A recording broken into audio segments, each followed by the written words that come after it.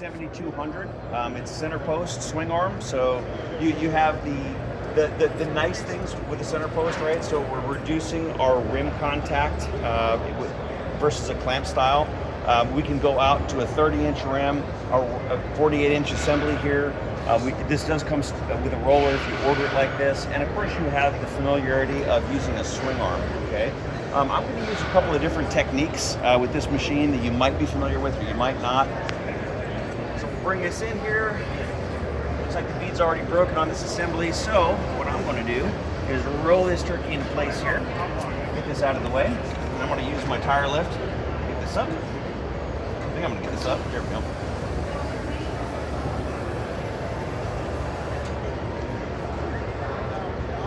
This down, and we're going to lower our tire lift. There's a pocket right here. It's basically a rotation pin. I'm going to pop into place, okay? And now we're ready to lock this thing down. This center locking post, you have a variety of cones available to you. If you're working with a clad rim, there's a plate that you can put over the top to reduce that contact. I'd use that with carbon fiber or high-end rims. If you're working with a reverse drop center, you'd also use that pin plate and flip the assembly upside down. So I'm going to pull this little guy right here, drop this in place, push the speed nut down, and then lock it. Okay, so we're good there. Now at this point, I'm going to use my roller, push this down a little bit.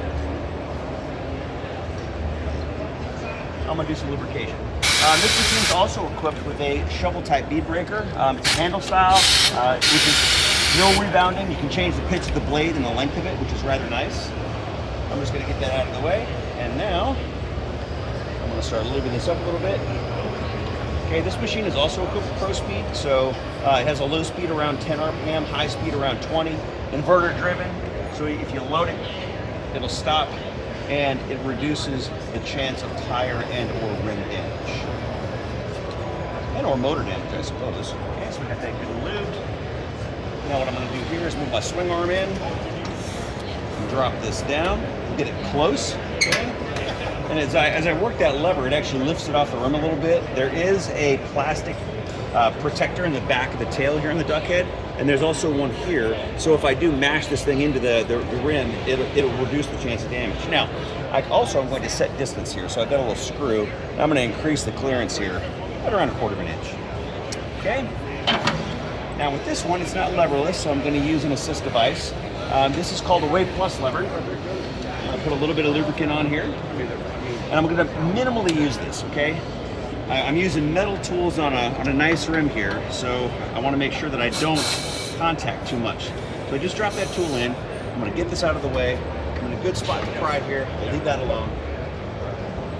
I'm going to bring my pressing foot in on the other side, push this down, and now that tire is down into the drop center. So here, we'll just pry up and over. And now, as this tire works up over the head here, I'm just going to tap reverse, and that tire is going to jump up onto the head. Okay? Pull this tool out and put it away. I'm not going to use it anymore. And now we're ready to spin this off. That looks good. Tire's up and over, and we are done here. Okay. Now, conventional, when you're working with a mount-demount head, we pop this out, drop our tool down, and then pry this up and over. But leverage is the thing, right? So I'm going to have this tool down here this far, and now I've got this much leverage, which just does not work in my favor. So I'm going to use the tools that I have on the machine, like the bead roller here, okay? First thing I need to do is I'm going to pop this thing loose. So she's stuck down to the bottom a little bit. I'm going to raise that up. We'll take it for a little spin here. And we're just going to lift that tire off the bottom of the rim. Perfect. Pop this up over the head. I'm going to get this out of the way. Now, I'll work my tire up a little bit. And I'm just going to do a bead peel on it. So we lift this up. Tire pressure sensor looks like it's in a good spot. And I'm getting a little bit of gap here, which is a good thing. Come on around. And now I'm just going to spin this tire right off. Nice and easy. Okay, so now we're back at bare rim. We're ready for a new tire. We bring our new tire in. Flop her up on there. We'll bring down this arm. Looks like my tire pressure sensor is opposite, which is good. So I'm going over the tail of the duck head there, spinning this around, dropping down. TPMS is coming back around. We're ready. So now we're going to lift the tire up. Just stick it down at the bottom. It's okay. And now I'm going to use my assist devices to make sure that my tire feeds down into the drop center.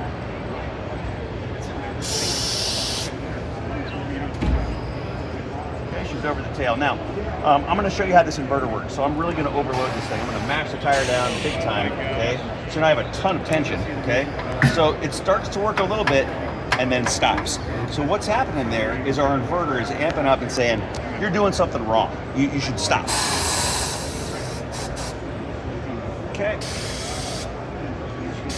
And now I'm going to bring us back to where we were before. Got to get this roller out of here a little bit.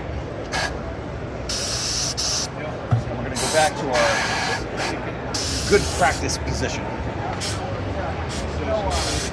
So just enough to feed that tire underneath the edge here. That's all we need. Bring that around. We're on, we're ready to rock and roll. So at this point we have an onboard inflator, topside bead seater like the T7200, so I can do a jet of air in there if I need to. What's nice too is since this is a center post style, it's clamped, I don't need to worry about unclamping before I inflate and sticking it to the table. And that's the machine.